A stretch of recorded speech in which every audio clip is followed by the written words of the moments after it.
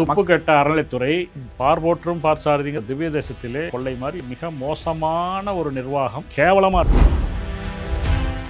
இவ்வளவு மோசமான செயல்கள் நடந்திருக்கு. பார்சாதி கோயிலில் நீங்க 85 லட்சம் சொல்றீங்க, 100 கோடி ரூபாய் நான் சொல்றேன். ஒரு அற நிறுவனம், மத நிறுவனம், அதை நாங்கள் நிர்வாகம் செய்கிறோம். 12% வெட்கமே இல்லாமல் எடுக்கின்ற துறை தான் இந்த அறநிலைத்துறை. கேவலமான விஷயம். பெரிய பெரிய பேங்க்லேயே ஊழல் நடந்துருச்சுன்னா ஆர்பிஐ சரி பண்ணுது இல்லையா? 3 மாதம் 6 மாதத்தில் சரி பண்ணிட்டு போயிடுறாங்க. இதெல்லாம் கேட்க நாதி இல்லாமல் தமிழன் போயிட்டான். அதனால தான் இவ்வளோ அக்கிரமம் பண்ணுறாங்க. தணிகாச்சலம் செட்டியார்னு ஒருத்தர் பேரில் இருக்கும் பார்சாரதி கோயிலோட சொத்து. யார் வாங்கிட்டு போகிறாரு பார்த்தா அங்கே இருக்கக்கூடிய ஒரு இஸ்லாமியர் தணிகாச்சலம் செட்டியாருங்கிற பேரில் பணம் கட்டிட்டு எடுத்துகிட்டு போவார். பார்த்தசாரதி ஒரு கோயிலை ஆடிட் பண்ணால் போகிறோம். அதாவது இவங்க ஆடிட் இல்லை, வெளித்தணிக்கை. எவ்வளோ விஷயம் வெளியில் வரும். இந்த அறநிலைத்துறை அங்கே இருக்கிறதே மோசடி. அதுதான் நான் கட்டுரையில் எழுதினேன். அந்த மலையிலே இருக்கக்கூடிய அந்த 22-21 சென்ட்டை தவிர பாக்கி எல்லாமே கோயிலுக்கு சொந்தமான இடம். இன்னும் சொல்ல போனால் அந்த கிரிவீதியும் கோயிலுக்கு சொந்தம். என்றைக்குமே இது திருப்பரங்குன்றம் கோயில் மீனாட்சி சுந்தரேஸ்வரர் கோயிலுடைய ஒரு அங்கம்.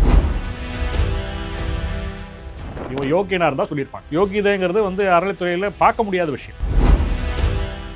இன்னைக்கு மீனாட்சி சுந்தரேஸ்வரர் கோயில் இருக்கிறது மோசடி, இன்னைக்கு திருப்பரங்குன்றத்தில் இருக்கிறது மோசடி, இன்னைக்கு சுப்பிரமணிய சுவாமி கோயில் திருச்செந்தூரில் இருப்பது மோசடி. சிவன் சொத்துல கை வைக்கக்கூடாதுல்ல. உச்சநீதிமன்றத்தில் போய் நாங்கள் கோயில் தீபத்தை கோயில் இடத்துல ஏற்ற மாட்டோம்னு இவங்க சொல்லட்டும். நீதிமன்றம் என்ன சொல்லுதுன்னு பார்ப்போம். தைரியம் இருந்தால் சொல்லட்டும்.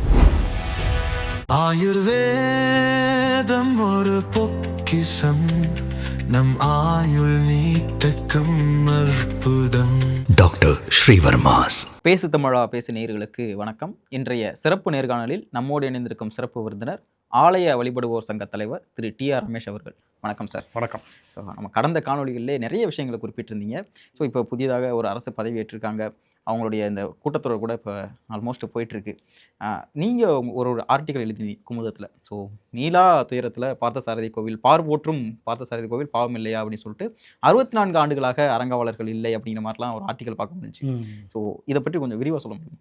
பார்த்தசாரதியெல்லாம் பாவம் இல்லை. ஓகே, அவர் பரமாத்மா, அவர் புண்ணியத்தின் வடிவு தான். அவர் நம்ம தான் பாவம். அந்த பத்திரிகையில் அப்படி தலைப்பு கொடுத்துட்டாங்க, அதை நம்மளை கேட்குறதில்ல. இந்த மிக உயர்ந்த கோயில் சென்னையில் இருப்பது நமக்கெல்லாம் ஒரு பெருமையான விஷயம். பார்போற்றும் பார்சாரதிங்கிறது அது உண்மைதான்.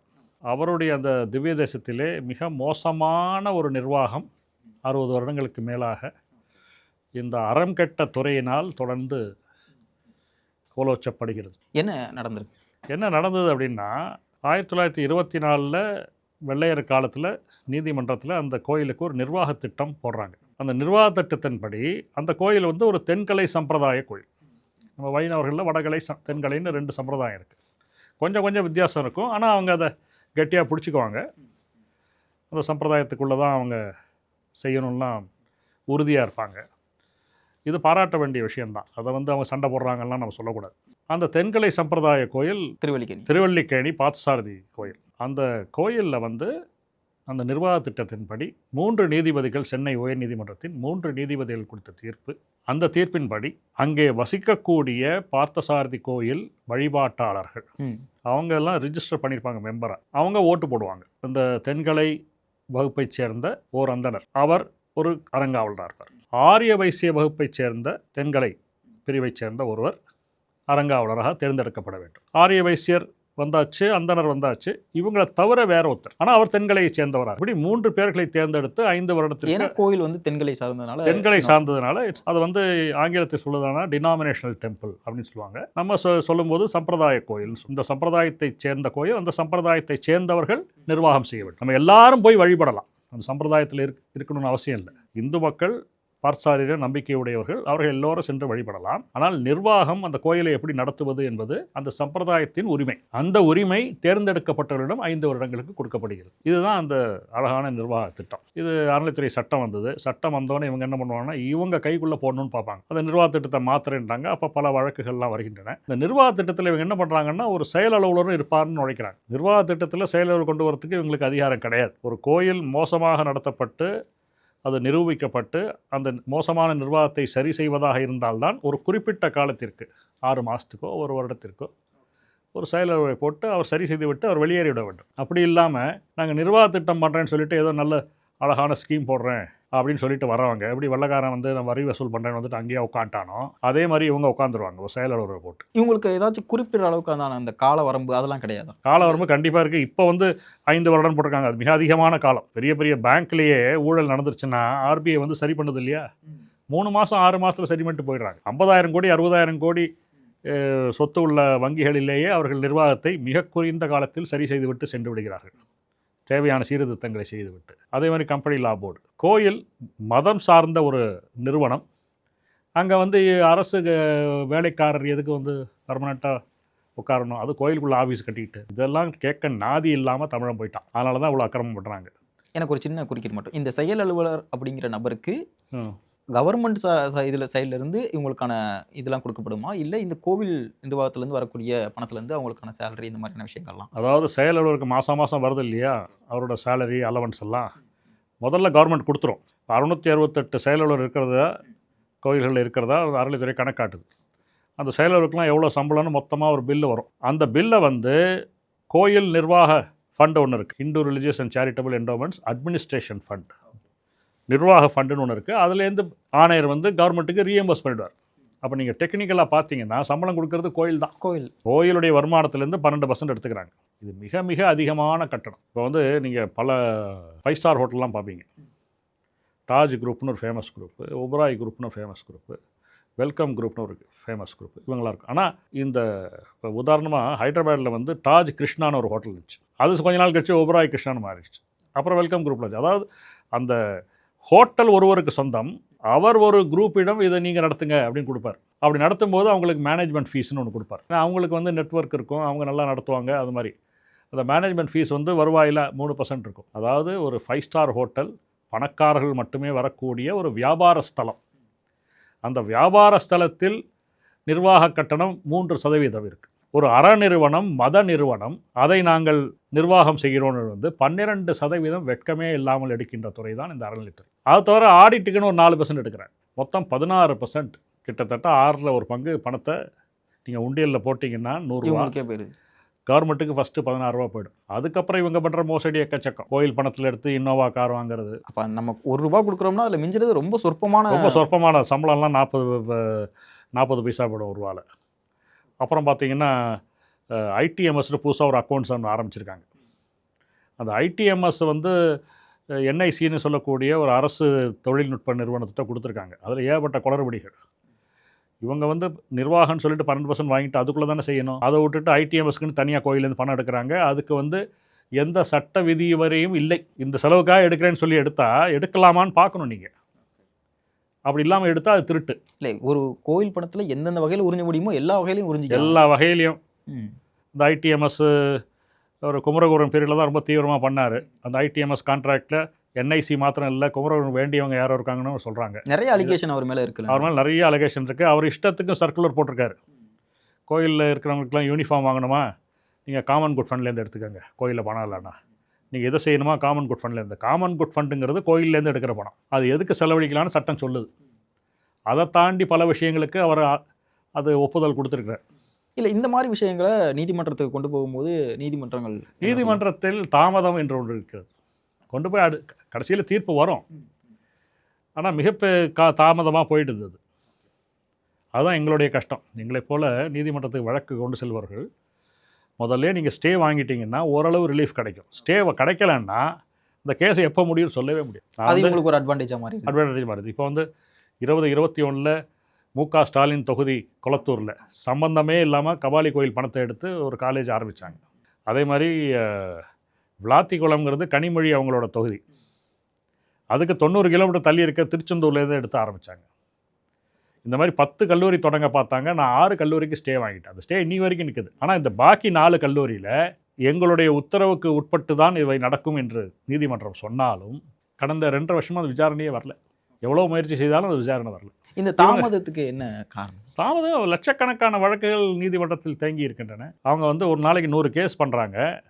குறைஞ்சது சொல்கிறேன், ஒரு ஆவரேஜாக ஒரு நீதிபதி எடுத்தாருன்னா அவர் எவ்வளோதான் அவங்களாம் ஒரு ஹியூமன் எஃபர்ட். ஏன்னா கேஸ்னால் சாதாரண இல்லை. இப்போ டாக்டர் இருக்காருன்னா 100 பேஷண்ட்டை பார்க்குறாருன்னா அவருடைய அனுபவத்தில் வந்து சரி இதுன்னு ஏதோ மருந்தெல்லாம் எழுதி கொடுக்குற மாதிரி இல்லை. இது அடுத்த ஆள் வாங்க அப்படி கிடையாது. இது 100 பக்கம் படிக்கணுமா, 200 பக்கம் படிக்கணுமா, இந்த பக்கம் வாதத்தை கேட்கணும், அந்த பக்கம் வாதத்தை கேட்கணும். ஏகப்பட்ட விஷயம் இருக்குது. ஒரு வழக்கு நடத்துறது என்பது சாதாரண விஷயம் இல்லை. பார்த்தசாரதி கோயிலில் அப்போ என்ன ஆகுதுன்னா, ஒரு சம்மர் வெக்கேஷனில் போய் இந்த ட்ரஸ்ட் போர்டு போகிறதுல ஒரு சிக்கல் இருக்குது. இந்த செயல் அலுவலரே தக்காராக இருக்கட்டும்னு ஒரு உத்தரவு வாங்கிக்கிறாங்க. தக்காருங்கிறது சோல் ட்ரஸ்டி, அதாவது அவரை தான் ஒரே அரங்காவலர், சரிங்களா? செயலலுவலர் என்ன எப்படி செயல்படணும் அப்படின்னா, அரங்காவலர் சொல்வதை கேட்டு செயல்படணும். செயலலுவலரே அரங்காவலர்னாக்க ரொம்ப வேடிக்கையான விஷயம். நீங்கள் வந்து பார்த்தசாரதி கோயிலில் வந்து அவங்க அரங்காவலர் தீர்மான புஸ்தகத்தை வாங்கி பார்த்தீங்கன்னா, இந்த பக்கம் இந்த நபருக்கு வேலையை பணி நியமனம் செய்யலாம் அப்படின்னு செயலலுவலர் எழுதியிருப்பார். அந்த பக்கம் செய்யலாம் ஏற்றுக்கொள்ளப்பட்டதுன்னு அவரே கையெழுத்து போடுவார். இவருக்கு இந்த மாதம் இந்த செலவு இவ்வளோ செய்யலாம், ஒப்புதல் அளிக்கப்பட்டதுன்னு இவர் தான் ஒப்புதல் கேட்குறாரு, இவர் தான் ஒப்புதல் கொடுக்குறாரு. கேவலமான விஷயம். அட்மினிஸ்ட்ரேட்டிவ்லால் கொஞ்சம் கூட ஒத்துக்கொள்ள முடியாத விஷயம். அது மாத்திரம் இல்லை, தக்கார் என்பவர் இடைப்பட்ட காலத்திற்கு தான் வர முடியும். செயலலுவலருடைய ஆயுட்காலமே 2 வருஷங்கும் போது எப்படி தக்கார் வந்து 60 வருஷமாக இருக்க முடியும், இல்லை 40 வருஷமாக இருக்க முடியும்? அதுதான் நீதிமன்றத்தில் இப்போ கேட்டாங்க. நான் ஒரு வழக்கு போட்டேன் 22 நாள் முன்னாடியே வந்து மறுபடியும் 29 வந்தது மே மாதம்.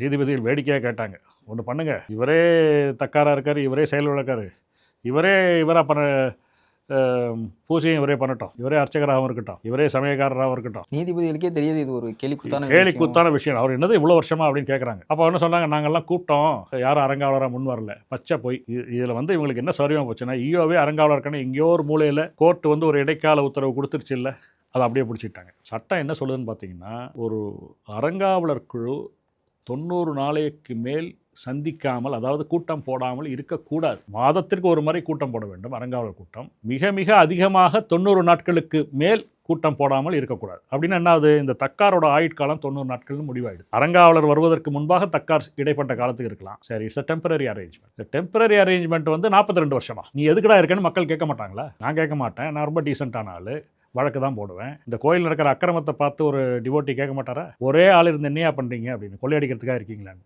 அதுலேயும் இப்போ இருக்கிற ஒரு அம்மா, அந்த அம்மா பீரியடில் ஏகப்பட்ட ஊழல். பார்த்தசாரதி கோயில் ஓகே. இப்போ இருக்கிற ஒரு லேடி எக்ஸிக்யூட்டிவ் ஆஃபீஸர், பேர் குறிப்பிட முடியுமா? அவங்க பேர் நித்யா. இந்த நான் ஒன்றும் சொல்ல வேண்டியதில்லை, அந்த தணிக்கை அறிக்கையில் எல்லாம் இருக்குது, ஆடிட் ரிப்போர்ட்டில் ஏகப்பட்ட ஊழல் சமாச்சாரங்கள் இருக்குது. இது வந்து இந்து சமயத்துறை ஆடிட் வந்து ஒரு சுமாரான ஆடிட் தான். வெளித்தணிக்கை பட்டய கணக்காக வந்து செய்தாங்கன்னா இன்னும் பல விஷயங்கள் வெளியில் வரும். இந்த பார்த்தசாரதி கோயிலுக்கு வந்து கோயிலுக்கே சொந்தமான சொத்துக்கள், அறக்கட்டளைக்கு சொந்தமான சொத்துக்கள், அப்புறம் குழு கோயில்னு வச்சுருப்பாங்க, அதுக்கு சொந்தமான சொத்துக்கள் இதெல்லாம் இருக்குது. இப்போ அறக்கட்டளை சொத்தில் வந்து இவங்க கட்டடம்லாம் கட்டக்கூடாது, ஆனால் இவங்க கட்டி உதயநிதி ஸ்டாலின் திறக்கணும்லாம் ஏற்பாடு பண்ணி அந்த கூத்தெல்லாம் நடந்திருக்கு. அப்புறம் வந்து ரொம்ப விலை மதிப்புள்ள பல இடங்களுக்கு மிக குறைந்த வாடகை வாங்குகிறார்கள். அந்த மிக குறைந்த வாடகை வாங்குவதில் மிகப்பெரிய அளவில் லஞ்சம் இருக்குது. இதில் என்ன ஆதாயம் அந்த கம்மியாக வாங்குறதுல, வாடகை கம்மியாக வாங்குறதுலாம் இப்போ நம்ம ஒன்று சொல்லுவோம் அண்டர் த டேபிள் அப்படிம்போம். இப்போ இந்த இடத்துக்கு 10 லட்சம் கொடுக்கணும் நியாய வாடகை. 10 லட்சம்லாம் இல்லை, நான் 1 லட்சம் போட்டுக்கிறேன், நீங்கள் என்ன கொஞ்சம் கவனிச்சுக்கோங்க அப்படி சொன்னாக்க அவர் 5 லட்சம் கூட கொடுக்கறது ரெடியாக இருப்பார். ஏன்னா 6 லட்சத்தோடு போயிடும். ஆமாம், ஒரு உதாரணத்துக்கு சொல்கிறேன். இதுக்கு சட்டம்லாம் இருக்குது, அது இதெல்லாம் பார்க்குறதே கிடையாது. நியாய வாடகைக்கு எப்படி நிர்ணயம் செய்ய வேண்டும் என்று இவர்களே உத்தரவெல்லாம் போட்டிருக்காங்க, அது பார்க்குறதே கிடையாது. பார்த்தசாரதி கோயில் கொள்ளை மாதிரி மிக மோசமான கொள்ளை. அப்புறம் இவங்க நியமித்த மிக குறைந்த வாடகையிலும் கூட வசூல் பண்ணுறது கிடையாது. அதாவது இந்த கோயிலுக்கு 1000 ரூபா வரணும் வாடகைன்னு வச்சுக்கோங்க, இவங்க 100 ரூபா தான் வாடகைன்னு எழுதியிருக்காங்க. அந்த 100 ரூபாலையும் 5 ரூபா தான் வாங்குறாங்க. அப்படின்னா எவ்வளவு மோசமான நிர்வாகம். இங்கே வேலை செய்த அத்தனை செயல் அலுவலர்கள் சம்பளத்தையும் நம்ம பிடிக்கணும், அந்த அளவு இருக்குது. பந்தல்லாம் வந்து வைகுண்ட ஏகாதசிக்கு பந்தல் போடுவாங்க, அதை ஸ்பான்சரே வந்து பண்ணி கொடுப்பாரு, ரொம்ப சீப்பாக முடியும். ஸ்பான்சர் பண்ணால் அதில் ஆதாயம் இல்லைன்னு சொல்லிட்டு அவரை விரட்டி விட்டு இவங்க 10 மடங்கு விலை போட்டு ஸ்பான்சர்லாம் பண்ணக்கூடாதுன்னு சொல்லிடுறது. சில இடத்துல ஸ்பான்சர் வருவார், இவங்க வவுச்சர் போட்டுருவாங்க. சில இடத்துல ஸ்பான்சர் வேண்டாம், நாங்கள் பண்ணிக்கிறோம். அதுக்கு தான் அந்த பார்த்தசாரதி கோயிலுக்கு ஒரு ஃபொரன்சிக் ஆடிட் வேணும், நுண்ணியல் தணிக்கை வேணும். இப்போ வழக்கு ஆர்டர்ஸ் ரிசர்வ் பண்ணிட்டாங்க, இன்னும் தீர்ப்பு வரல. சம்மர் வெக்கேஷன் போது ஏகப்பட்ட வழக்குகள் தீர்ப்பு ஒன்றொன்றாக வந்து கொண்டிருக்கின்றன. இந்த நல்ல தீர்ப்பு வரும்னு நான் எதிர்பார்க்குறேன். இந்த ஆர்டிகிளே கூட நான் இன்னொரு விஷயம் பார்க்க முடிஞ்சிச்சு.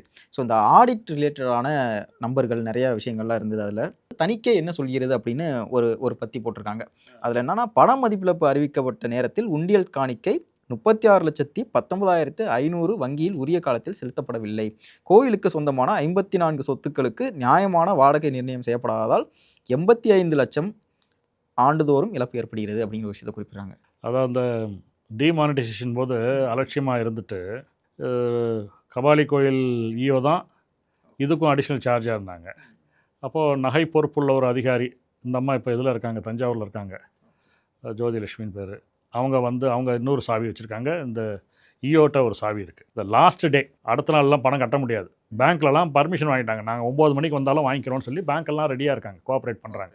அப்போ ஒவ்வொரு கோயிலாக போய் பணம் எவ்வளோ வந்திருக்குன்னு பார்த்து எண்ணி கட்டணும். நைட்டு 12 மணிக்கு கோயில் திறந்துருக்காது, 9 மணிக்கு கோயில் மூடினோன்னே எண்ணி பார்த்துட்டாங்கனாக்கா பேங்க் வாங்கிக்கும். பண மதிப்பு இழந்த நோட்டுகளுக்கும் உங்களுக்கு வந்து வங்கி கணக்கில் அதுக்கு கிரெடிட் கிடச்சிரும். இந்த நகை அதிகாரியாக இருக்கக்கூடிய அம்மா வராங்க, ஜோதிலட்சுமி அவங்க வராங்க. இன்னொரு அம்மா காவேரின்னு சொல்லிட்டு கபாலி கோயிலில் செயலர், இந்த கோயிலுக்கு பொறுப்பு செயலர். அவங்க வரத்துக்கு தாமதமாச்சு அப்படின்னு சொல்கிறாங்க. ரொம்ப தாமதமாச்சு, அதனால இவங்க வேற கோயில் போகணுங்கிறனால இவங்க போயிட்டாங்க அப்படின்னு சொல்லப்படுகிறது. எது உண்மை எதுங்கிறது விசாரணை சரியாகவே அறநிலைத்துறைக்கு விசாரணைனால என்னன்னு தெரியாது. தங்களுடைய அதிகாரிகள் தவறு செய்யும்போது சரியாக விசாரிக்க மாட்டாங்க. அதே வேண்டாத ஆளாக இருந்தாக்க ஒரு உதாரணத்துக்கு சொல்கிறேன், பேர் சொல்ல விரும்பலை. ஒரு அதிகாரி மதுரையிலேருந்து தஞ்சாவூருக்கு போய் அவருக்கு ஒரு தணிக்கை பொறுப்பு இருக்குது. அந்த தணிக்கையை முடிச்சுட்டு தஞ்சாவூரில் பிறகு சென்னை வருகிறார். ஃபஸ்ட் கிளாஸில் ட்ராவல் பண்ணுறார் ட்ரெயினில். நீங்கள் மதுரையிலேருந்து சென்னைக்கு நேராக வந்தீங்கன்னா ஒரு 300 ரூபா மிச்சமாயிருக்கும் அப்படின்னு சொல்லி சஸ்பெண்ட் பண்ணுறாங்க. அவர் சொல்கிறாரு, இல்லை நான் தஞ்சாவூரில் போய் நான் பண்ண வேண்டிய இன்ஸ்பெக்ஷன் பண்ணிவிட்டு அந்த இன்ஸ்பெக்ஷன் ரிப்போர்ட்டை கொடுத்துட்டு அங்கேருந்து தான் சென்னைக்கு வந்தேன். பல வருடங்கள் சஸ்பென்ஸ் இந்த மாதிரி செய்வாங்க. ஆடிட் பண்ணனால அதனாலயா இல்லை? அதனால இல்லை, அவர் வேண்டாத ஆளாக போயிட்டார். அவர் மேலே ஒரு தனிப்பட்ட காழ்ப்பு இது மாதிரி நிறையா இருக்கும். இப்போ நீங்கள் இது பார்த்தீங்கன்னு வச்சுக்கோங்களேன், பார்த்தசாரதி கோயில் தான் அதுவும் நினைக்கிறேன். இலவச திருமணம் பண்ணுறாங்கல்ல கோயிலில், அதில் வந்து சில தவறுகள் ஜெயலலிதா பீரியடில் நடந்து போச்சு. அவங்க ஜோடியெல்லாம் செலக்ட் பண்ணி வராங்கல்ல, அதில் ஏற்கனவே திருமணம் ஆனவங்கலாம் வந்துட்டாங்க அப்படின்னு சொல்லி குற்றச்சாட்டு சொல்லி அப்போ இருந்த ஒரு ஆணையர் அவர் காத்திருப்பு பட்டியல் வைக்கப்பட்டார். கூடுதல் ஆணையராக இந்த தனபால்னு ஒருத்தர் இருந்தார். அவர் பின்னாடி ஆணையர் ஆகிட்டார். இந்த ஜெயலலிதா அன்னதானம் பண்ணும்போது பக்கத்துலேயே சாம்பார் வாளி பிடிச்சிட்டு நின்றுட்டு இருப்பார். ஃபோட்டோலாம் நீங்கள் பார்க்கலாம். அதனால் 2 தனபால் 3 தனபால் இருந்தாங்க போல அதில். அவளை வேறுபடுத்துறதுக்காக இவரை பக்கெட் தனபால் அப்படின்னு சொல்லுவாங்க. இவர் வந்து ஆணையர் ஆகிட்டார். ஆணையர் ஆனபோது இந்த பார்த்தசாரதி கோயில் சஸ்பெண்ட் ஆனவங்கள வந்து திரும்ப அரசாங்கம் சேர்க்குது. இது ஒன்றும் தப்பான சஸ்பெண்ட் பண்ணிட்டாங்க அப்படின்னு சொல்லிட்டு அது சேர்க்க விடாமல் பண்ணிட்டார். இன்றைக்கி வந்து தகவல் அறியும் சட்டத்தில் பதில் சொல்ல வேண்டிய பொறுப்பில் வான்மதின்னு ஒரு அம்மா இருக்காங்க ஆணையர் அலுவலகத்தில். நான் என்ன கேள்வி கேட்டாலும் பதில் கொடுக்க மாட்டாங்க. நல்ல அதிகாரி. ஆனால் அவர் சேகர்பாபு அமைச்சராக இருக்கும்போது அவருக்கு பல கட்டுப்பாடுகள் விதித்திருக்கலாம். டிஆர் ரமேஷ் கேட்டால் எந்த பதிலும் கொடுக்காதீங்கன்னு. இப்போவும் ஏன் இப்படி பண்ணுறாங்கன்னு தெரியல. ஏன் பதில் தரமாட்டேன்னு அவங்க கொடுக்குறாங்க பாருங்கள், ஒரு காரணம் கேவலமாக இருக்கும். என்ன குறிப்பிடுவாங்க? இது போல் நீங்கள் அடிக்கடி கேள்வி கேட்குறீங்கம்பாங்க. அப்படிலாம் சொல்லவே முடியாது. நீங்களே முன் வந்து பல விஷயங்களை உங்களுடைய வலைதளத்தில் போட்டிருக்க வேண்டும். நாங்கள்லாம் ஆர்டிஐக்கே போக வேண்டாமல் 90% இன்ஃபர்மேஷன் அங்கேயே கிடைக்கணும். அதை தாண்டி தான் மக்கள் வந்து ஆர்டிஐயில் கேட்கணும். அதை செய்கிறதில்ல. அதுக்கப்புறம் வந்து ஏதாவது ஒரு ரீசன் ஏன் கொடுக்க முடியாதுங்கிறதுக்கு தட்டி கழிக்கணும் அவ்வளோதான். அப்போது இந்த வான்மதியும் சஸ்பெண்ட் ஆயிருந்தாங்க. இந்த தனபால், இந்த இவர் பக்கெட் தனபால் கூப்பிடுவாங்கன்னு சொன்னேன். அந்த தனபால் இவங்க சேர வேண்டியவங்கள டிலே பண்ணிட்டார் சஸ்பென்ஷனை. இவ்வளவு மோசமான செயல்கள் நடந்திருக்கு. இருந்தாலும் இவங்க வந்து திருந்த மாட்டேங்கிறாங்க. பார்த்தசாரதி கோயிலில் நீங்கள் 85 லட்சம்னு சொல்கிறீங்க. நான் வருடந்தோறும் 100 கோடி ரூபாய் நஷ்டம் நான் சொல்கிறேன். ஓகே, எப்படி? பல சொத்துக்கள் இருக்குது. அதுலேருந்து வர வேண்டிய வருமானம் எக்கச்சக்கமாக இருக்குது. ஒரு பெரிய ஸ்கூல் ஒன்று இருக்குது. அதுக்கு வந்து ஏகப்பட்ட ஏக்கர் நிலம். அதுக்கெல்லாம் வர வேண்டிய நியாய வாடகை எங்கேயோ போகும். அது வரல. எல்ஐசி இப்போ பின்னாடி ஒரு ப்ராப்பர்ட்டி இருக்குது. அது இன்றைக்கும் 400 ரூபா தான் வருது. இன்றைக்கும் வெறும் 400 ரூபா தான். வெறும் 400 ரூபா தான் மாதம் வாங்குறாங்க. ரொம்ப பெரிய ப்ராப்பர்ட்டி, ரொம்ப மதிப்புள்ள ப்ராப்பர்ட்டி. அது ஒரு மெயினான. ஆமாம். அப்புறம் பார்த்தீங்கன்னா தணிகாச்சலம் செட்டியார்னு ஒருத்தர் பேரில் இருக்கும் பார்த்தசாரதி கோயிலோட சொத்து. அந்த பேரில் ஒருத்தர் ரசீது வாங்கிட்டு போவார்.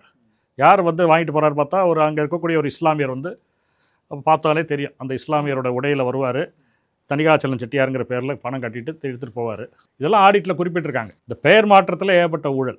பார்த்தசாரதி ஒரு கோயிலை ஆடிட் பண்ணால் போகிறோம். அதாவது இவங்க ஆடிட் இல்லை, வெளித்தணிக்கை. எவ்வளோ விஷயம் வெளியில் வரும். அதை இந்த தாவைக்க அரசு முன்னின்று எடுக்க வேண்டும். நீங்கள் கடந்த காலகட்டம்னு சொல்லும் பொழுது அப்போ அதிமுக ஆட்சியிலும் இது நடந்திருக்கு, திமுக ஆட்சியிலும் இது நடந்திருக்கு. நிச்சயமாக நடந்திருக்கு. இப்போ பார்த்தீங்கன்னா கவர்னர் உரையில், ஆமாம், அவங்க கவர்னர் உரை எடுத்து பார்த்தீங்கன்னா 51வது பத்தியில் பேராகிராஃபில் அறநிலைத்துறை பற்றி குறிப்பிட்டிருக்காங்க. அப்படி குறிப்பிடும்போது இந்த கோயிலின் சொத்துக்கள், கட்டடங்கள், மனைகள் எல்லாவற்றையும் உண்மையான தணிக்கை நடைபெற வேண்டும், பழைய காலத்தில் நடந்த தவறுகள் களையப்பட வேண்டும் என்பது அந்த அறிக்கையின் உட்கருத்தாக இருக்கிறது. உங்களுக்கு அந்த ஒரு ஹோப் இருக்கா, இவங்க இதை சரியாக பண்ணுவாங்க அப்படிங்கிற மாதிரியான விஷயங்கள்? இப்போ தாவேக அரசை பற்றி பல நல்ல விஷயங்களை கேள்விப்படுறோம். முக்கியமாக கல்வித்துறையில் கேள்விப்படுறோம். இந்த என்ஓசி கொடுக்கறது. ஆமாம், இப்போ ரீசெண்டாக கூட நம்ம பார்த்தோம், பல பேர் வந்து பேசுகிறாங்க. ஆமாம், பேசும்போது உண்மையை சொல்கிறார் என்று பார்த்தாலே தெரியுது.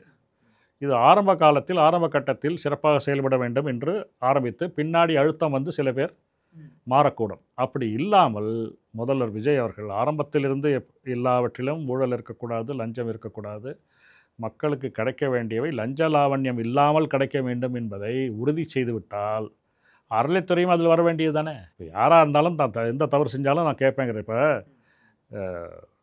ரமேஷ் இருக்கிறார், அறநிலைத்துறை அமைச்சர், ஸ்ரீரங்கம் எம்எல்ஏ, இளைஞர், பல கோயில்களுக்கு சென்று பார்க்கிறார். இப்போ எல்லாம் ஜனங்கள்லாம் என்ன பார்க்குறாங்க, பிரசாத ஸ்டாலில் இவர் பண்ணுற இன்ஸ்பெக்ஷனு, அந்த எக்ஸ்பைரி டேட்டு, அதெல்லாம் தான் முக்கியமாக பேப்பரில் போடுறாங்க. ஆனால் ஒரு விஷயம் அவர் பேசினார், 13.5 லட்சம் ஏக்கர் இனாம் நிலங்களுடைய நிலைமை கண்டறியப்பட வேண்டும் அப்படிங்கிறது பேசினார். அதை ஏதாவது பேப்பரில் போட்டாங்களோ, ஏதோ ஒரு சின்ன பிட்டாக தான் போட்டாங்க. அதை பற்றி பெருசாக விவாதம் நடத்துகிறாங்களா, நடத்துறதில்லை. பிரசாத ஸ்டாலு கட்டணம் ஒரு ஐயர் வாங்கிட்டாரு தரிசனம் பண்ணி வைக்கிறதுக்கு, இதைத்தான் பேசுகிறாங்களே தவிர, எப்போ லட்சக்கணக்கான ஏக்கர் நிலங்கள் இருக்குது, இது வரைக்கும் ஒரு 10, 15, 20 வருஷத்தில் நடந்திருக்கக்கூடிய நஷ்டம் 25,000 கோடி ரூபா தாண்டும் கோயிலுக்கு.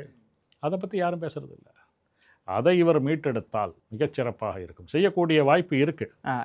என்னுடைய கேள்வி ஏன் இருந்துச்சுன்னா, அந்த ஹோப் இருக்கா அப்படின்னு, இங்கே திமுக கூட்டணியில் யார் யாரெல்லாம் அங்கம் வச்சாங்களோ இன்றைக்கு அவங்க தான் இன்றைக்கு அவங்க கூட இருக்காங்க, டிவிக்கு கூடயும். ஸோ இவங்க கொடுக்குற ஒரு அழுத்தத்தினால தான் இன்றைக்கி திருப்பரங்குன்றம் இஷ்யூலையுமே அவங்க என்ன சொல்கிறாங்கன்னா, திமுக என்ன டோனில் பேசிட்டோ அதே டோனில் இவங்களும் பேசிகிட்டு இருக்காங்க. ஸோ திருப்பரங்குன்றத்தில் கடந்த காலகட்டங்களில் என்ன வழிமுறைகள் பின்பற்றப்பட்டதோ அதே தான் இந்த அரசும் பின்பற்றும் அப்படிங்கிற ஒரு அதே டோனில் பேசும்பொழுது நமக்கு அந்த ஹோப் இன்னுமே ஸோ ஓகே, அப்போ அவங்களையும் இவங்க பண்ண மாதிரி தான் பண்ணுவாங்க போல. அமைச்சர் நிர்மல்குமார் அவர்கள் இந்த மின்துறை சார்ந்த அமைச்சராக இருக்கிறார். அவர் திருப்பரங்குன்ற விஷயத்தை பற்றி ஏன் பேசுகிறாருன்னா, அவர் மண்ணின் மைந்தர், திருப்பரங்குன்றம் எம்எல்ஏ. திருப்பரங்குன்றம் நமக்கு எல்லாருக்குமே சொந்தம், இந்துக்கள் எல்லாருக்குமே சொந்தம் தான். இருந்தாலும் அவர் அந்த ஊரை சேர்ந்தவர், அந்த ஊரிலே வெற்றி பெற்று வந்தவர். அவர் என்ன சொல்கிறாருன்னா, இங்கே யாரும் பிரச்சனை விரும்பலை அப்படின்னு. பிரச்சனை யாருமே பண்ணலையே. நீங்கள் இந்த தீர்ப்பு ரொம்ப விரிவாக எழுதியிருந்தீங்க. ஆமாம், இந்த தீர்ப்பு வந்தபோது இஸ்லாமியர்கள் இந்த தீர்ப்பு தவறான தீர்ப்புன்னு யாரும் சொல்லலை. செஞ்சிங்கன்னா நாங்கள் போராடுவோன்னு யாரும் சொல்லலை. இந்துக்களுடைய இடத்தில் அவர்கள் தீபம் ஏற்றுகிறார்கள், அப்படி தான் பார்க்கப்பட்டது. சரி, அப்போ அமைச்சர் நிர்மல்குமார் அவர்கள் இந்த போதெல்லாம் பார்க்குறோம், மின்துறை சம்பந்தமான விரிவான பேட்டி கொடுக்குறாரு. என்ன செய்ய போகிறவங்கலாம் ரொம்ப அழகாக பேசுகிறார். இதில் ஏன் செய்கிறாங்கன்னா, இந்த கம்யூனிஸ்டுகளோட அழுத்தம்னு நான் நினைக்கிறேன். ஏன்னா கம்யூனிஸ்ட் எம்பி மதுரைங்கிறது மாத்திரம் இல்லை, கம்யூனிஸ்ட் கட்சி ஆதரவு தாவக்காக்கு தேவைப்படுது. கம்யூனிஸ்டுகள்னாக்கு கிறிஸ்தவர்களுக்கு, மதமாற்ற சக்திகளுக்கெல்லாம் ரொம்ப வித்தியாசம் கிடையாது. அவங்க பொதுவாகவே இந்துக்களுக்கு விரோதமாக தான் இருப்பாங்க. அந்த கம்யூனிஸ்டுகளோட அழுத்தமாக இருக்கக்கூடும். நிர்மல்குமார் அவருக்கு வேண்டுமென்றே நீதிமன்றத்தின் உத்தரவை நாங்கள் மீறுவோம் என்று சொல்ல மாட்டார். முன்பிருந்த நிலை தொடர வேண்டும் என்று சொல்கிறார். அது என்ன முன்பிருந்த நிலை? துப்பு கெட்ட அறநிலைத்துறை எங்கே தீபம் ஏற்றணுமோ அங்கே ஏற்றாமல், இங்கே திலகம் இடணும்னா நெத்தியில் தான் திலகம் இடணும். முதுகில் தோலுக்கு மேலே விடுவேன்னு சொன்னாக்க அது சரியாக வராது. இந்த அறநிலைத்துறை அங்கே இருக்கிறதே மோசடி. அதுதான் நான் கட்டுரையில் எழுதினேன். ஓகே, மக்களுக்கு இதை ரொம்ப தெளிவாக விளக்கணும்னு நினைக்கிறேன். ஆரம்பத்துலேன்னு சொல்கிறேன், திருப்பரங்குன்றம் விவகாரம் குறித்து நிறைய பார்த்துருப்பாங்க. பட் நீங்கள் ரொம்ப விரிவாக இந்த திருப்பரங்குன்றம் என்பது திருமுருகாற்றுப்படையிலே பேசப்படுகின்ற முதல் ஆற்றுப்படை வீடு. சரிங்களா? இந்த ஆற்றுப்படை வீடு தமிழர்களுக்கு மிக மிக முக்கியமான தலம். இது சங்க இலக்கியத்தில் பேசப்படுகிறது, சிலப்பதிகாரத்தில் பேசப்படுகிறது. ரொம்ப பழமையான தலம். இதில் இடைப்பட்ட காலத்தில் இந்த மதுரையை ஆண்ட இஸ்லாமியர்கள் ஒரு 40 வருஷம் அவங்க இருந்தாங்க. பிறகு விஜயநகர அரசினால் அவர்கள் தோற்கடிக்கப்பட்டார்கள். அப்போ ஒரு பிரச்சனை வந்திருக்கலாம், நடுவில் ஒரு பிரச்சனை வந்திருக்கலாம். ஆனால் நமக்கு தமிழர்களுக்கே என்ன வழக்கு அப்படின்னா, குன்றின் மேல் இட்ட விளக்கு. இதுதான் நமக்கு பழமொழி. ஒரு குன்றின் மேலே ஒரு தீபம் எரியுதுன்னா எல்லாரும் பார்க்கலாம். அப்போது இந்த கார்த்திகை தீபம் என்பது குன்றின் மேல் இடக்கூடிய ஒரு இதுதான். அப்புறம் வெள்ளைக்கார காலத்தில் மறுபடியும் பிரச்சனை வருது. அப்போ இந்த மலை யாருக்கு சொந்தங்கும்போது சப்ஜட்ஜ் லெவலில் இருக்கக்கூடிய நீதிபதி அழகாக தீர்ப்பு எழுதுறார். இந்த 22 சென்ட்டை தவிர பாக்கி எல்லாம் கோயிலுக்கு தான் சொந்தம். Entire hill belongs to the temple அப்படி. அப்போ திருப்பரங்குன்றம் மலை யாருக்கு சொந்தம் என்ற வழக்கு வருகிறது 1920களில்.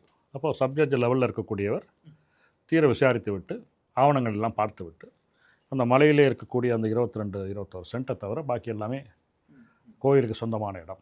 இன்னும் சொல்லப்போனால் அந்த கிரிவீதியும் கோயிலுக்கு சொந்தம் அப்படின்னு தீர்ப்பு வந்துடுது. ஹைகோர்ட்டில் அதுக்கு எதிரான தீர்ப்பு வருது.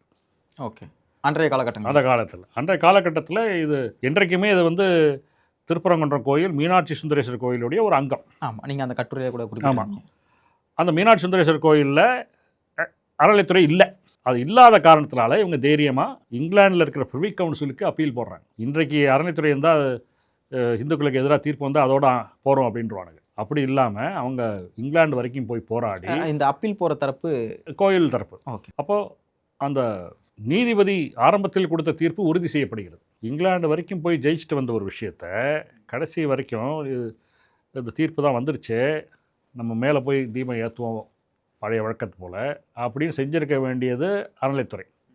1937 மதுரை கோயில் எடுத்துட்டாங்க. எடுத்ததுக்கப்புறம் ஏதாவது யாராவது தும்முனா கூட இவங்க பயந்துக்கிட்டு ஒன்றும் பண்ணாமல் இருந்தாங்க. இதை எடுத்து கொஞ்ச நாளில் 79 ஒரு ஜியோ பாஸ் பண்ணுறாங்க. என்ன அரசாணை அப்படின்னு பார்த்தீங்கன்னா, இந்த மீனாட்சி சுந்தரேஸ்வர் கோயில் ஈயோவால் சமாளிக்க முடியல 2 கோயிலையும், இது ரெண்டையும் பிரிச்சிடுறோம். திருப்பரங்குன்றத்துக்கும் கூட்டம் அதிகமாக வருது, நிறைய வருமானம் வருது, தனியாக செயல்பட முடியும், இதை நாங்கள் பிரிச்சிடுறோம் அப்படின்னு ஒரு ஜியோ. அந்த ஜியோ எடுத்து ஒருத்தர் வழக்கு போடுறாரு, அந்த வழக்கு ஸ்டே ஆகிடுது. அதுக்கப்புறம் என்ன பண்ணுறாங்கன்னாக்கா இவங்க இல்லை இப்படி இந்த செயலர்களால் முடியாதுன்னு சொல்லி நீதிமன்றம் சொல்லி அனுமதி வாங்குறாங்க. ஆனால் ஒரு விஷயத்த சொல்லலை, நாங்கள் ஃப்ராடு பண்ணி மீனாட்சி சுந்தரேஸ்வர் கோயிலில் இருக்கோம், எங்கள் செயலரோட சோழியை 1951 இதே நீதிமன்றம் வேலையை முடிச்சிருச்சு. 2 நீதிபதிகள் சேர்ந்து நாங்கள் மோசடி பண்ணி இருக்கோம், மோசடி பண்ணி இன்னொரு செயலரை கொண்டு வர பார்க்குறோம் அப்படின்னு சொல்லியிருக்கணும். இவன் யோக்கியனாக இருந்தால் சொல்லியிருப்பாங்க. ஆனால் என்ன யோகியதைங்கிறது வந்து அறநிலைத்துறையில் பார்க்க முடியாத விஷயம். அதுவும் பெரிய கோயில் விஷயத்தில் பார்க்கவே முடியாது.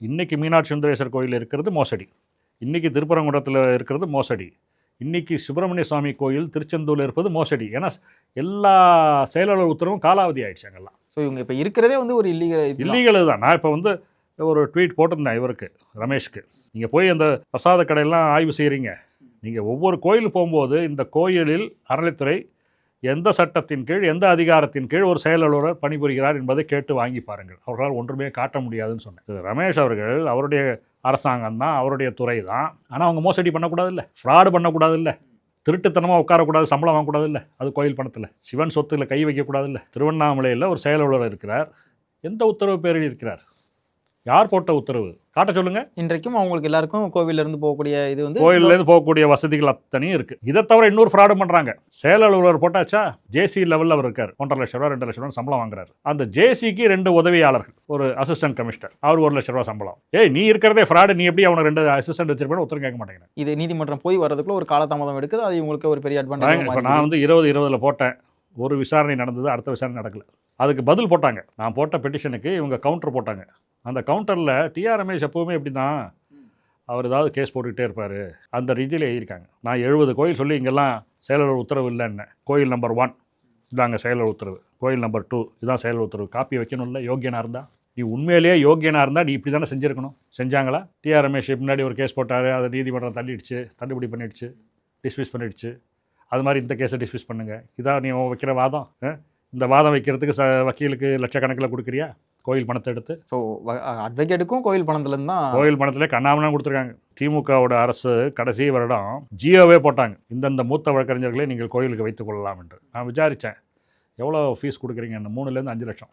அதாவது இவனுங்க வந்து யானைக்கு ஸ்விம்மிங் பூல் கட்டுவாங்க, யானைக்கு நினைவு மண்டபம் கட்டுவாங்க, சட்டவிரோதமாக கல்யாண மண்டபம் கட்டுவாங்க. இந்த கல்யாண மண்டபம் கட்டுறதை வந்து மாண்புமிகு எஸ்.எம். சுப்பிரமணியம் அவர்கள், அருள்முருகன் அவர்கள் இந்த ஜியோலாம் கம்ப்ளீட்டாக ரத்து பண்ணி தீர்ப்பு கொடுத்துட்டாங்க. அதை எடுத்துக்கிட்டு இவங்க உச்சநீதிமன்றம் டெல்லிக்கு போனாங்க. எவ்வளோ வழக்கறிஞர் வந்துடுறாங்க கேட்குறீங்க? அறநிலைத்துறை சார்பாகவும் கோயில் சார்பாகவும் 7 மூத்த வழக்கறிஞர், அதில் முக்கில் ரோத்தகைங்கிற மாதிரி வழக்கறிஞர்லாம் வந்தாங்க. அவருக்கு ஒரு கேஸ்க்கே அப்பியர் ஆகிறதுக்கே நிறைய அமௌண்ட் சொல்லுவாங்க, எக்கச்சக்கமாக ஆகும். அவங்கெல்லாம் கோயில் நாங்கள் பணம் வாங்காமல் வரோம்லாம் சொல்ல மாட்டாங்க, எல்லோரும் பணம் வாங்குவாங்க. 7 மூத்த வழக்கறிஞர்கள். நான் அந்த வழக்கை உன்னிப்பாக கவனித்தேன். ராமரவிக்குமார் தான் போட்டிருந்தார். அந்த வழக்கை உன்னிப்பாக கவனிக்கும்போது இந்த வந்த மூத்த வழக்கறிஞரில் 2 பேர் வாயே திறக்கல, ஆனால் நிச்சயமாக ஃபீஸை வாங்கிட்டு போயிருப்பாங்க. இப்படியெல்லாம் கோயில் பணம் போகுது. இதையெல்லாம் இந்த தாவேக அரசு, வெற்றி அரசு சொல்லக்கூடிய அரசு, அவர்கள் தடுக்க வேண்டும். அவர்கள் தங்களுடைய நிலைப்பாட்டை கவர்னர் உரையில் தெரிவித்திருக்கிறார்கள். பழைய குற்றங்கள் களையப்படும் என்று சொல்லியிருக்கிறார்கள். அது மிகவும் வரவேற்கத்தக்க விஷயம். ஓகே.